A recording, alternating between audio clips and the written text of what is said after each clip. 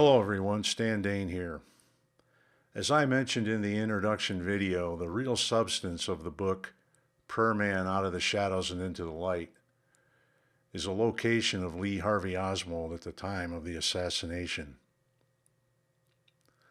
This series was created to take the key evidence from the book supporting a relocation of the Oswald Baker Truly encounter from the front entrance of the Texas School Book Depository building up to the second floor lunchroom, and lay it out chronologically to highlight the process of how the story evolved over time and why. First, the second evolution was a cover-up, and a cover-up is a process, not an event. A process like this typically has many errors, many early inadequacies, and a lot of improvisation throughout. And as the process unfolds, many incremental changes are abandoned along the way. We saw that here. Evolution is not an entirely linear process, but it's branching as well. I selected what I consider to be the main taproot of information. There are many other things that branch off from this that are relevant and connected to the story as well, but I didn't include all of them. For example, I didn't talk about Victoria Adams, Buell Wesley Frazier, Billy Lovelady, Bill Shelley, or many others. They're all connected to the taproot and are important to the story, but I wanted to control the scope and keep our discussion focused and manageable. Just talk about how the story evolved pertaining to the encounter. I also never talked about what went down on the front steps. There was no discussion of the Darnell or Wiegman assassination films or use of the term prayer man. There's a reason for that. It's not that this isn't important. It's very important.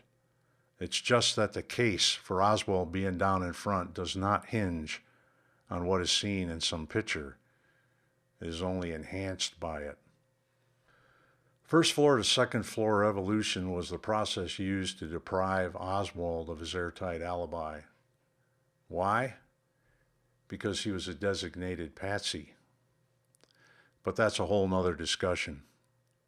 Our purpose here was to present compelling evidence that Oswald was down on the first floor during the assassination and thus not the sixth floor assassin.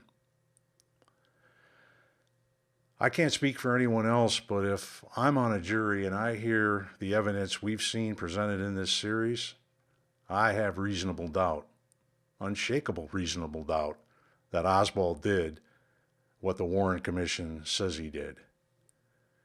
What do you think? If enough people can be persuaded that Oswald didn't shoot Kennedy, then the case can be reopened and properly investigated. Now, someone might ask, what do you mean properly investigated?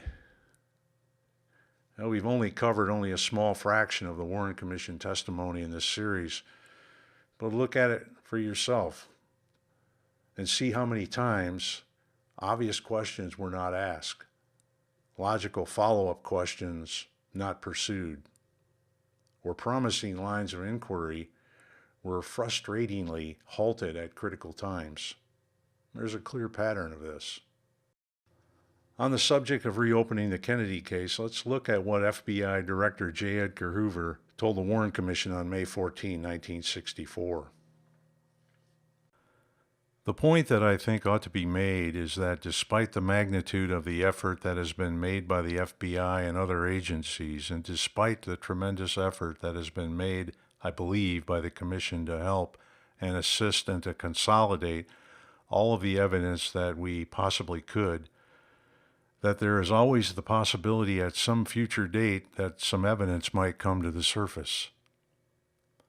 That is, of course, possible, yes. I want just to be sure that no leads, no evidence, regardless of its credibility, will be ignored, that it will be pursued by the Bureau or any other agency to make certain that it is good, bad, or of no value. Well, I can assure you, so far as the FBI is concerned, the case will be continued in an open classification for all time. That is, any information coming to us or any report coming to us from any source will be thoroughly investigated so that we will be able to either prove or disprove the allegation. Under your authority from the President, the authority which gave you the FBI, the responsibility to conduct this investigation, it is not an authority with a terminal point. It is an authority that goes on indefinitely. Very definitely so. There will be questions raised by individuals, either for publicity purposes or otherwise, that will raise some new angle or new aspect of it. I think we must, and certainly we intend in the FBI, to continue to run down any such allegations or reports of that kind. Hoover says, well, I can assure you, so far as the FBI is concerned, the case will be continued in an open classification for all time. I bet you didn't know that, did you? I know, probably just empty, nice-sounding, feel-good words, but according to the FBI, the case is still open. So what will it take to have this open case reopened? I don't know. There seems to be zero interest, very little public interest anyway, in examining any new evidence or even taking a fresh look at the existing evidence, regardless of how credible or how well presented it is. I think it's going to have to be something dramatically unexpected, something out of the blue for the FBI or some government authority to look at the case again, something such as an unmistakably clear image of Lee Oswald standing on the front steps of the Texas School Book Depository, for instance, as a motorcade was passing by. That might spur some action. For several years, Greg Parker's Reopen Kennedy Case organization has been trying to get access to the original or early copies of the Assassination films that show the front of the depository building so the unknown person called Prayer Man might be positively identified. Lee Oswald told interrogators he was out with his boss in front when the motorcade passed by, so one would think there might be interest on the part of those holding the films to allow them to be analyzed. None so far. Since the FBI says the case is in a continued open classification for all time, and those films are crime scene evidence, and there's a question of the identity of a person who superficially resembles Lee Oswald, all the FBI would need to do to resolve the question would be to take those films from NBC or those holding them and perform high-resolution 4K digital scans on them. Easy as pie. If they were interested in doing what they told the Warren Commission and following up on any and all leads. In the meantime, we press on. If you are interested in learning more about first to second evolution or the unidentified person standing on the front steps of the depository building called Prayer Man, my book is a great place to start. I also recommend Bart Kamp's websites. Bart is engaged in ongoing comprehensive research on the subject of Prayer Man, going far beyond the scope of my work. He's won a lot of prestigious awards for his work as well. I'll post a link to his work below. And finally, there is the Reopen Kennedy Case, or ROC, website.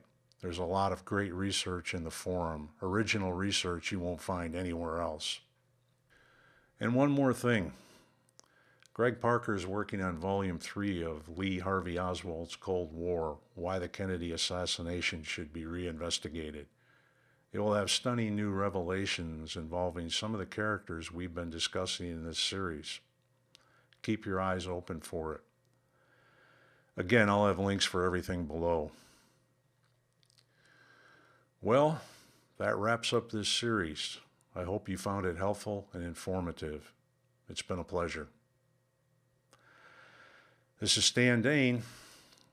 Always keep a questioning attitude and always keep rocking.